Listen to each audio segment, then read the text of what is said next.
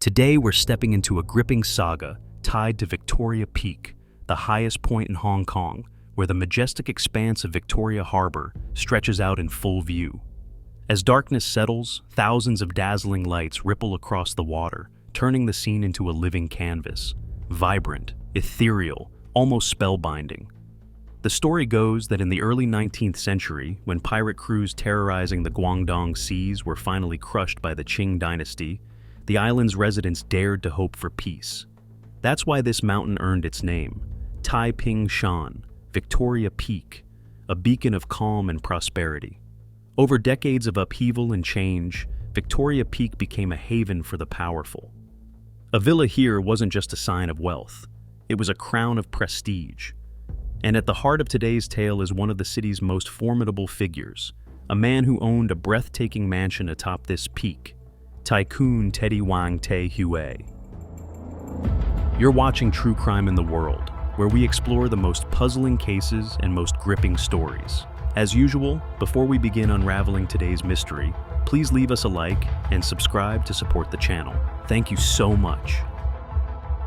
Teddy Wang Tae Hue was born in Shanghai. In 1948, at just 14 years old, he followed his parents to settle in Hong Kong. His father, Wang Din Shin, had been a merchant forging business ties in Shanghai. Later, he founded China Chem Company, importing industrial materials and pharmaceuticals from Britain and the United States. In 1946, spotting Hong Kong's untapped potential, he relocated his entire operation and his family to this rising port city. At 21, Teddy Wang married Nina Wong Kung Yusum, his fiancée, a union arranged by their families since childhood. Nina, also born in Shanghai, was 3 years younger. They'd grown up together, their connection as deep and constant as shadow to form. After tying the knot, they moved into an opulent villa atop Victoria Peak. By the 1960s, Teddy's father handed over the family business. He and his wife shifted gears into real estate, establishing the China Chem Group. That bold move would rewrite the company's fate. Hong Kong was mired in an economic slump back then, but Teddy Wang and Nina Wang saw what others couldn't. With uncanny foresight, they snapped up vast tracts of property at bargain rates. When the market rebounded, real estate prices soared, flooding China Chem with colossal profits. Nina didn't just fuel the company's meteoric rise. She built a personal fortune peaking at 42.6 billion USD, earning her a spot as Hong Kong's 7th richest on Forbes' list and the enduring title of Asia's real estate queen for years on end. Her life was a tapestry of extraordinary tales, enough to fill endless hours. But today, we're zeroing in on one pivotal moment, the shocking kidnapping that rocked Hong Kong, centered on her husband, Teddy Wang Tae Hue. Despite their staggering wealth, Teddy Wang and Nina Wong lived with striking simplicity. They craved discretion, shunned extravagance, and were famously frugal. Lavish parties and flaunting riches, not their world. But that very thriftiness would, one April day in 1983, thrust their lives into chaos. It was Tuesday, April 12, 1983, a day that would etch itself into infamy. As usual, Teddy Wang and Nina Wong left their Victoria Peak villa, Teddy Wang steering their Bentley. With their fortune and fame, you'd think they'd have a driver, but no, they insisted on driving themselves to cut every corner they could. Their penny pinching went beyond the road. Even during major holidays like the Mid-Autumn Festival, they kept it tight. Once, when China Chem staff hoped for mooncakes, Teddy Wang showed up with a single cake, then carved it into 16 tiny slivers to divvy up. When some refused their share, he didn't flinch, just wrapped up the scraps to take home. April 12, 1983, a day that seemed routine, but sparked one of Hong Kong's most notorious vanishings. That morning, Teddy Wang took the wheel, driving Nina Wong down from their Peakside estate toward China Chem's headquarters in Central. The road from the summit snaked through steep drops and sharp bends. As their Bentley crept downhill, a massive truck suddenly lumbered across their path. Teddy Wang furrowed his brow, waiting. Seconds dragged on, but the truck stood still. Then, from behind, a white van roared up, pinning their Bentley between the two. The van's doors burst open. 5 masked men, weapons drawn, charged out and aimed straight at Teddy Wang. It happened in a heartbeat. Before he could react, they dragged him from the car, bound his wrists, blindfolded him, and hauled him into the van. Inside, they stuffed him into a large freezer chest, already prepped and waiting. The van sped off, tearing through Hong Kong's cramped streets. Soon, it screeched to a stop outside a rundown apartment block. Posing as delivery men, the kidnappers lugged the freezer, Teddy Wang still locked inside, up to a unit on an upper floor. There, they tied Teddy Wang to a bed. When the blindfold came off, his eyes darted around. A bare room, gray walls flaking, furniture nearly non-existent. 5 strangers loomed over him, faces hidden under hoods, only their cold, unblinking eyes visible. The tension was suffocating. They thrust a camera in his face, snapping photos, rolling tape, forcing Teddy Wang to recite their scripted demands. A billionaire giant, yet staring down gun barrels, Teddy Wang was nothing but a trapped animal. Fear gripped him, regret too. If only he'd hired bodyguards, this might have been avoided. But now, all that mattered was clinging to life. As for Nina Wang, during the ambush, 3 brutes yanked her from the car, jamming a pair of ink-smeared sunglasses over her eyes, plunging her into darkness. They shoved her into their vehicle, careening through the city in dizzying loops, barking threats. Call the cops, and your husband's finished. After what felt like forever, long enough to unravel her nerves, they halted in the bustling downtown core, dumped Nina Wang on the street, and vanished into the haze. In the throbbing heart of the city, Nina Wang stood frozen, reeling from shock and dread. She didn't dare call the police. Her only lifeline was to phone their lawyer, desperate for a discreet way to save her husband. But she never imagined that the very person she trusted would leak the story to a wealthy titan in Hong Kong's elite circles. That mogul, meaning well, reached out to connected figures. From there, the news spread like wildfire until it inevitably reached the police. Without delay, the station dispatched 2 task forces. One stormed Teddy Wang's office, while the other descended on the Wang's villa, hovering over the phone, waiting for the kidnapper's next move. Then it rang, a shrill, piercing sound cutting through the silence. A voice, icy and detached, barked from the other end. "Come alone to Central. Enter the women's restroom in the North Gate building. Go to the 4th stall. A package waits for you there." Nina Wang, trembling, stammered a question about her husband's condition, but before she could finish, the line went dead. The call was too brief. Police efforts to trace it hit a wall. Left with no choice, Nina Wang followed the orders. She arrived in Central, slipped into the women's restroom, and approached the 4th stall. Just as they'd said, a small parcel sat there, neatly placed. Her shaking hands tore it open. Inside, a gut punch. The Bentley's keys, photos of Teddy Wang bound to a bed, his face etched with terror, and a video cassette. She rushed home, slammed the tape into the player. On screen, Teddy Wang flickered into view, eyes hollow with despair. His voice quivered, yet he forced out the kidnapper's words. "Open a new bank account. Transfer the money there." The ransom, 4.3 million USD, a staggering sum that shattered every kidnapping record in Hong Kong's history. The police pored over the images and footage, but no leads emerged. Time was running out. Nina Wang complied, setting up the account and wiring the funds. Then another call crackled through. "Now move it all to a different account." With no options left, she transferred the full 4.3 million USD. But even after the money landed, Teddy Wang remained missing. She waited, anxiety gnawing at her, until the phone jolted her again with its ring. That same chilling voice, "The money's in. We'll let him go." On April 21st, 1983, 9 days after his abduction, the kidnappers decided to release Teddy Wang. They blindfolded him, stuffed him back into a freezer chest, mirroring the way they'd taken him. The chest was loaded onto a van, gears grinding as it prepared to roll. But this time, something was off.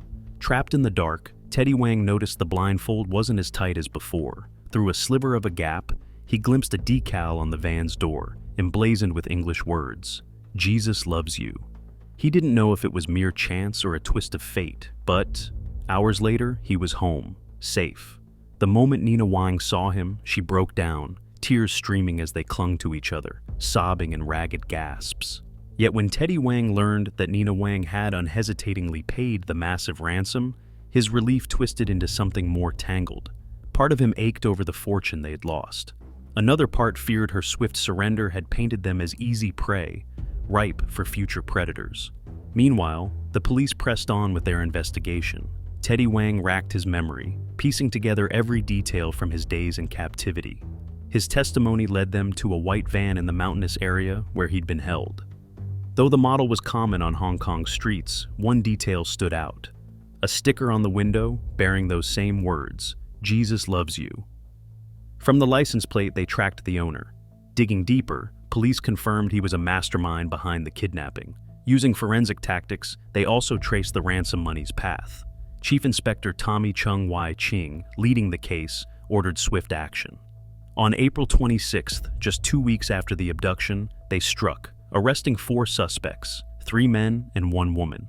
Astonishingly, the entire $4.3 million USD ransom was recovered intact. A meticulously planned crime unraveled, all because of a tiny sticker on a van window. When the news broke, Hong Kong was stunned. Before this, Teddy Wang and Nina Wang had lived quietly, known only to business insiders. But the kidnapping thrust them into the spotlight. From tea houses to trading floors, the city buzzed with their extraordinary tale. Though safely rescued and the kidnappers brought to justice, Teddy Wang couldn't shake the lingering trauma. He knew now that life outweighed money 1,000-fold. For the first time, he didn't hesitate to spend big, hiring 6 professional bodyguards to shield his family around the clock. For a man renowned for thrift, this was an extravagant leap. The guards' salaries alone cost $78,000 USD a year, millions more with added expenses. Yet even with this ironclad protection, Teddy Wang chafed at the constant presence. Those silent shadows trailing his every step stripped away his sense of freedom. At first, haunted by fear, he endured it. But over time, his frugal instincts and yearning for privacy resurfaced. One by one, he dismissed the guards until it was just him and Nina Wang again, driving to work side by side like before. Still, Teddy Wang never fully let his guard down. After the ordeal, he grew close to Chief Inspector Tommy Chung Wai Ching. It was Chung who made an unusual offer, a tracking device hidden in Teddy Wang's shoe. With it, Nina Wang could pinpoint his location anytime, anywhere. He believed this would keep danger at bay. Little did he know, that very choice would soon plunge him into another nightmare. 7 years later, on the afternoon of April 10th, 90, Teddy Wang and Nina Wang were wrapping up their workday as usual, ready to head home. But just then, Teddy Wang felt the urge to unwind with a game of squash. He told Nina Wang to go ahead, while he drove to the courts at the Jockey Club in Happy Valley. By around 6 p.m., after unleashing a flurry of powerful swings, Teddy Wang climbed into his Bentley to return home. But on that familiar, winding mountain road, the nightmare of years past struck again. 2 unfamiliar cars barreled toward him, one from the front, one from behind, cutting off his path. Before he could react, a group of armed men wielding guns and axes stormed out. Drawing on his past experience, Teddy Wang instantly locked the doors, his trembling hands fumbling to dial for help. But it was too late. The attackers moved with ruthless speed. Glass shattered as they smashed the window, yanking him out with brutal force. In a surge of panic, Teddy Wang pleaded desperately, offering anything, any price for his life. The kidnappers ignored every word. They stuffed a rag into his mouth, ripped off the shoe with the tracking device, tossed it to the roadside, and sped off into the dusk. Back at the Wang's villa, Nina Wang waited, her unease growing as the hours ticked by with no sign of her husband. His phone rang unanswered. A dark premonition clawed at her gut. She checked the tracking device and raced to its signal, but all she found was a lone shoe, abandoned in the dirt. In that moment, the truth hit her like a thunderbolt. This time, she didn't dare alert the police, not yet, fearing the kidnappers' wrath and the risk to Teddy Wang's life. A leak could also destabilize China Chem Group. So, she chose to wait, holding her breath for their next move. 2 days later, as expected, the phone in the Wang household jolted to life. A cold, steely voice rasped through, "Want your husband alive? Prepare 33.8 million USD now. Delay, and he's a dead man." It was an astronomical demand, dwarfing every ransom in history. Unlike the last time, these kidnappers didn't bother with subtlety. They didn't just call Nina Wang, they rang China Chem's offices, piling on relentless pressure. They even took out newspaper ads, brazenly broadcasting their demand for the world to see. Nina Wang was trapped in an impossible bind. She couldn't bear to lose her husband, but 33.8 million USD wasn't a sum she could muster overnight. She negotiated, haggling through tense exchanges until the kidnappers relented, agreeing to an initial payment of 7.8 million USD. But when Nina Wang asked to hear Teddy Wang's voice, just to confirm he was still alive, their tone shifted sharply. "Keep stalling and we'll kill him right now." The line went dead. A chill shot down Nina Wang's spine. Why wouldn't they let him speak? If they wanted the money, wouldn't proving he was alive make her more compliant? A horrifying thought crept in. Could Teddy Wang already be gone? In her panic, one name surfaced: Tommy Chung Wai Ching, the retired inspector who had cracked the case 7 years ago, the only person she trusted to devise a rescue, but he was no longer on the force. Could he still help? Hong Kong police, meanwhile, issued a firm directive: no ransom until Teddy Wang's survival was confirmed. Tommy Chung saw it differently. He argued that in this dire situation, paying the ransom was the only way to ensure Teddy Wang's safety. Days later, the kidnappers called again, their voices dripping with menace. "We're done waiting. No money by tomorrow, and you'll be collecting your husband's corpse."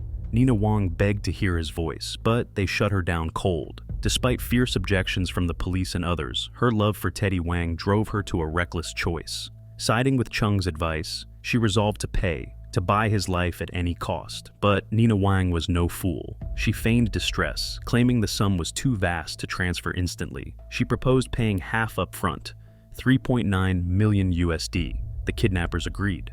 Seizing the moment, Nina Wang used multiple currencies for the transfer, deliberately dragging out the process to give police more time to investigate. But then, the worst unfolded. The money went through, and Teddy Wang didn't return. The kidnappers vanished, silent as ghosts. No trace, no calls, no word. In response, Hong Kong police launched a daring operation. They split into two-man teams, staking out nearly every ATM across the city 24/7. The second a suspicious transaction pinged, they'd swoop in without hesitation. By April 9, investigators in Taiwan uncovered a massive transfer. 256 million USD in Taiwanese dollars had flowed from Hong Kong in a single day. Even more suspicious, the entire sum was swiftly withdrawn in cash. The anomaly set off alarm bells. It didn't take long for police to zero in on 3 suspects: Chen Chi Yuan, Zhong Hua, and Chung Chi Neng. Over the past few days, these men had been spotted slipping in and out of a hotel, hauling over 100 suspicious cardboard boxes. On April 26th, Taiwanese police struck. Under the pretext of a weapons smuggling probe, they raided the hotel and cracked open the mysterious boxes. What they found left them stunned. Stacks upon stacks of cash, thousands of high-denomination bills piled like a mountain. After hours of counting, they tallied 4.7 billion Taiwanese dollars, worth 188 million USD. The 3 were arrested on the spot. They stubbornly insisted they were just laundering money, not tied to any kidnapping. But then, a 4th man stepped forward, unraveling their charade. A man named Chung Yu Kao appeared at the police station. His face was ashen, his eyes heavy with regret.